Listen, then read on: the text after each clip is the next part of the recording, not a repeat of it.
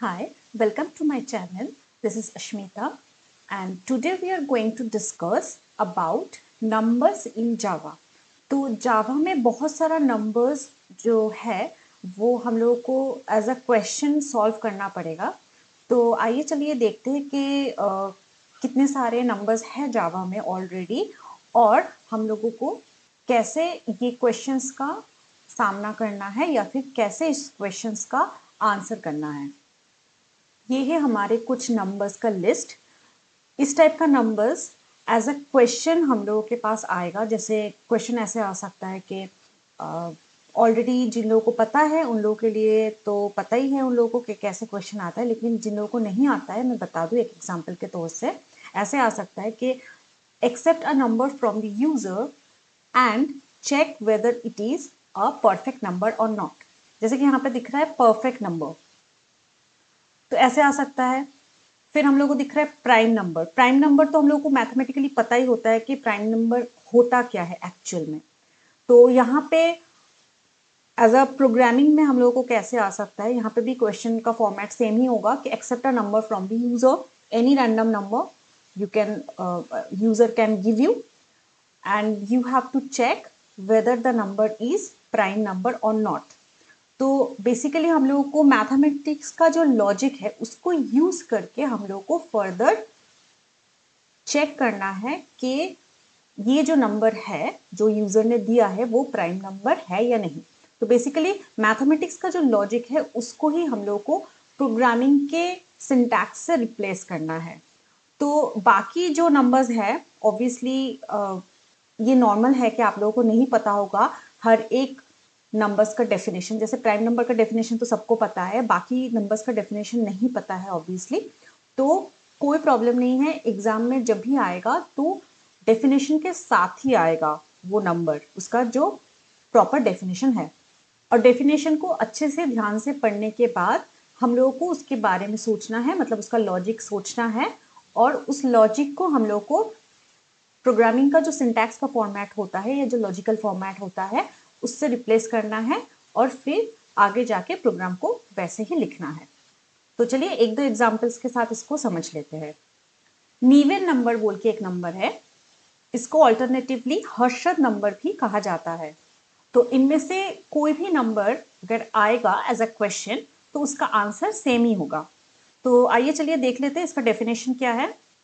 The number is said to be the Harshad number if it is divisible by the sum of its digit.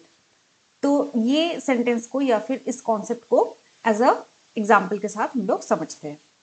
तो जैसे कि अगर एक number हुआ 18, user ने टेक फॉर एग्जाम्पल एक नंबर दिया 18, तो इसका जो सम ऑफ डिजिट्स है तो सम ऑफ डिजिट्स क्या होगा 1 + 8 यानी कि 9.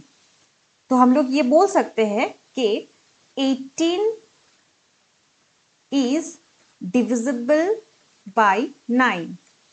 या तो फिर और एक नंबर को एग्जांपल के तौर से देखते हैं, जैसे कि 1729. 1 + 7 + 2 + 9 इज इक्वल टू 19. तो हम लोगों ने सम ऑफ डिजिट कर लिया है इस नंबर का और हम लोग को देखना है कि 1729 ये जो नंबर है ये 19 से डिविजिबल है या नहीं. तो हाँ, ये 19 से डिविजिबल है. तो हम लोग बोल सकते हैं 18 as well as 1729 is Niven number और इज अ हर्षद नंबर. तो इसको सॉल्व कैसे करेंगे इस प्रोग्राम को. तो क्वेश्चन अगर आएगा एग्जाम में तो कैसे आएगा, ये डेफिनेशन पहले दे देगा, उसके बाद क्वेश्चन आएगा कि accept a number from the user and check whether it is a even number or not या फिर और हर्षद नंबर और not. ठीक है, तो आइए इसको सॉल्व करते हैं अभी. तो ये है हमारा प्रोग्रामिंग. तो इसको एग्जीक्यूट कर लेते हैं एक बार ब्लूजे में. 1729. तो जैसे कि मैंने कहा था सम ऑफ डिजिट जो है इसका 19 और ओरिजिनल नंबर जो है ये डिविजिबल बाय 19 है, तो ये एक हर्षद नंबर और नीवन नंबर है. तो और कोई दूसरा नंबर दे के चेक करते हैं जो नीवन नंबर नहीं है. या फिर जैसे आप 19 को भी चेक कर सकते हैं, 1 + 9 क्या होता है, 10 होता है, तो 19 इज नॉट डिविजिबल बाई 10। तो अभी आइए ये प्रोग्राम को अच्छे से हम लोग समझते हैं। तो यहाँ पे प्रोग्राम में क्लास का जो नेम है वो है निवन एनो। तो क्लास का नाम तो हम लोग कुछ भी रख सकते हैं, लेकिन उसमें क्या है, प्रायोरिटी ये है कि class name can not start with a digit but it can and with a digit. यहाँ पे हम लोगों ने कुछ डिजिट का यूज नहीं किया है, तो हम लोगों ने सीधा ही हर एक जो भी कैरेक्टर्स हम लोगों ने यहाँ पे क्लास नेम में यूज किया है तो सभी अल्फाबेट है, तो इसलिए कोई दिक्कत नहीं है, ऐसे हम लोग लिख सकते हैं। तो उसके बाद पब्लिक स्टैटिक वॉइड मेन ये वाला स्टेटमेंट आ गया। और उसके बाद अगर हम लोग देखें कि एग्जीक्यूशन पॉइंट से, तो एंटर अ नंबर ये वाला पार्ट पहले एग्जीक्यूट हो रहा है, तो user will give some value. तो यहाँ पे नम के अंदर कुछ वैल्यू चला गया, जैसे कि num equal to, suppose user ने दिया है 1729 और इसको हम लोगों ने यहाँ पे बैकअप रख लिया है n इक्वल टू नम, मतलब n के पास अभी 1729 सेम वैल्यू है। तो बैकअप हम लोगों ने क्यों रखा है आगे जाके हम लोग एक्सप्लेन करेंगे, बाद में पता चलता है वो। देखिए, तो पहले जो ये वाइल लूप है, वाइल लूप कहाँ तक कब तक एग्जीक्यूट होगा, जब तक वाइल लूप में जो वैल्यू है वो 0 से ऊपर है। मतलब वाइल लूप तब तक ही चलेगा, इनके अंदर जो वैल्यू अभी स्टोर है लाइक 1729 वो अगर 0 से ऊपर है, तो अभी तो ये 0 से ऊपर है, तो हम लोग इसको एग्जीक्यूट कर लेते हैं, वर्किंग इसका कर लेते हैं। तो वर्किंग में आप लोग देख सकते हैं कि हम लोग लिखेंगे while 1729 is greater than 0, rem का क्या वैल्यू होगा 1729 mod 10।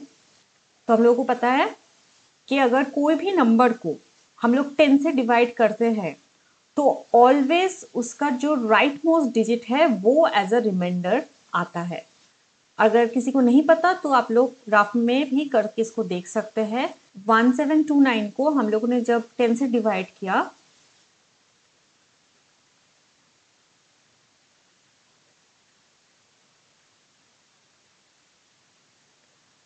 तो देखिए यहाँ पे एज अ रिमाइंडर के तौर पे क्या आ रहा है, 9 आ रहा है।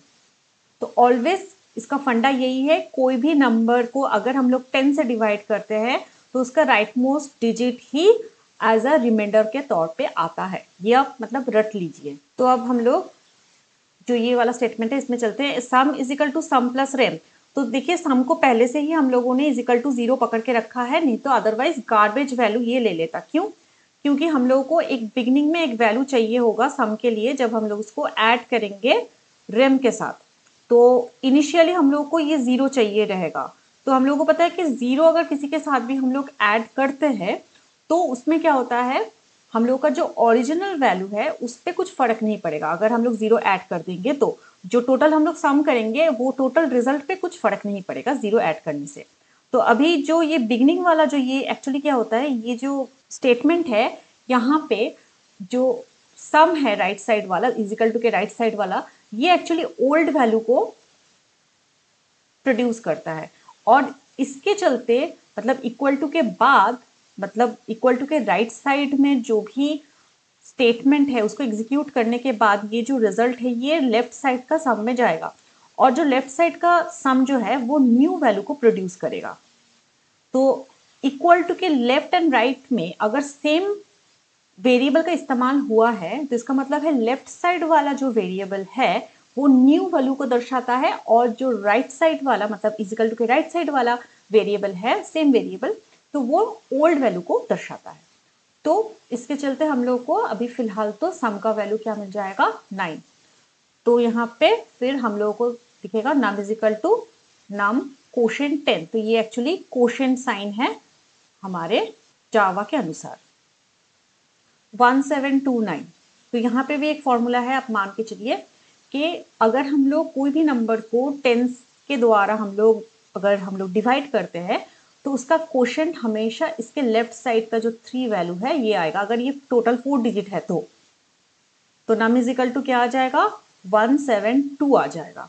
तो इसको और एक तरीके से समझ सकते हैं कि 1729 को अगर हम लोग डिवाइडेड बाई 10 ऐसे करेंगे तो उसका अगर हम लोग पॉइंट में रिप्रेजेंट करेंगे तो देखिए समझने में और ज़्यादा इजी रहेगा।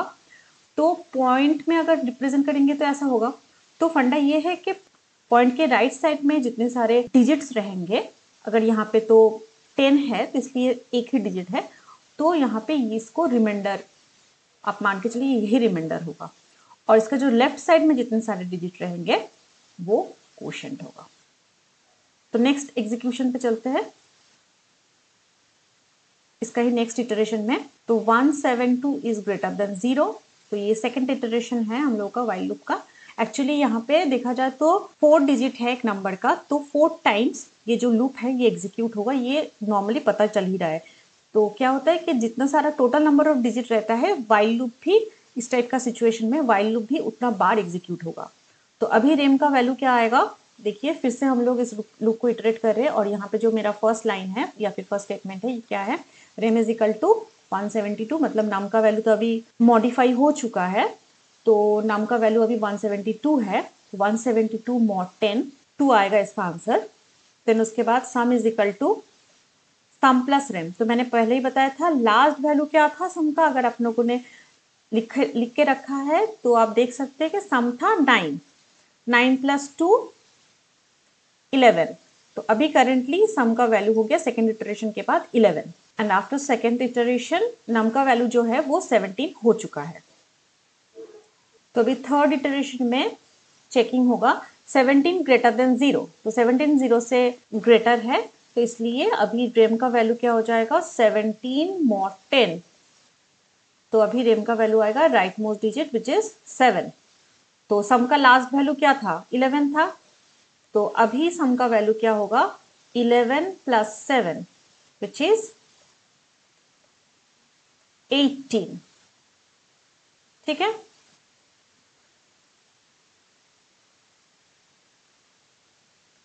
और नाम का वैल्यू क्या होगा 17 कोशेंट 10, मतलब अभी 1। इसके बाद final iteration, fourth iteration 1 greater than 0, fourth iteration में रेम का वैल्यू क्या होगा 1 mod 10। इस सिचुएशन में बहुत जन सोच नहीं पाते कि क्या होगा, तो मैं एक बार बता दूं कि ये जो 1 है ये एक्चुअली डिविडेंट है, और 10 जो है ये डिवाइजर है, तो 10 zeros are 0 और 1 विल बी द रिमाइंडर। और सम इक्वल टू इसके बाद क्या होगा 18 + 1, क्योंकि रेम का वैल्यू 1 है, तो सम का वैल्यू अभी क्या हो गया 19, और फाइनली नम का वैल्यू हो गया 1 कोशेंट 10 मतलब 0। तो इसके बाद हम लोग को चेकिंग करना होगा दैट व्हाइल 0 ग्रेटर देन 0, तो यहाँ पे ये क्रॉस हो जाएगा, मतलब आगे फर्दर ये एग्जीक्यूट नहीं होगा। तो ये व्हाइल लूप एग्जीक्यूट हो गया, तो हम लोग को फाइनली सम का वैल्यू क्या मिल चुका है 19, और यहाँ पे इफ जो है इफ स्टेटमेंट में हम लोग चेक करेंगे कि इफ n, तो अभी हम लोग को पता चलेगा कि बैकअप हम लोगों ने क्यों लिया था। तो यहाँ पे देखिए नम में जो हम लोगों ने 1729 यूजर से लेके स्टोर किया था वो तो अभी रहा नहीं, वो तो 0 हो गया, क्योंकि after the while loop execution the value is 0 now. तो हम लोग को ओरिजिनल वैल्यू अभी कहाँ पे मिलेगा n के अंदर मिलेगा, जो हम लोगों ने बैकअप करके रखा था इस लाइन के थ्रू से, इस स्टेटमेंट के थ्रू से।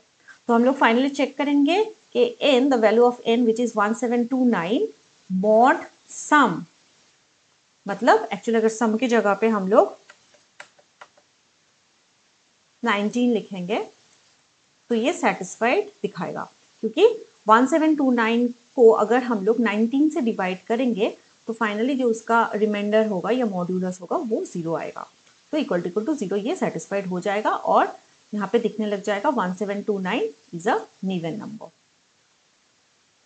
अगर आप लोगों को मेरा ये समझाया हुआ नीवन नंबर समझ में आया है प्रॉपरली, तो प्लीज़ एक बार कमेंट बॉक्स में एक कमेंट कर दीजिएगा।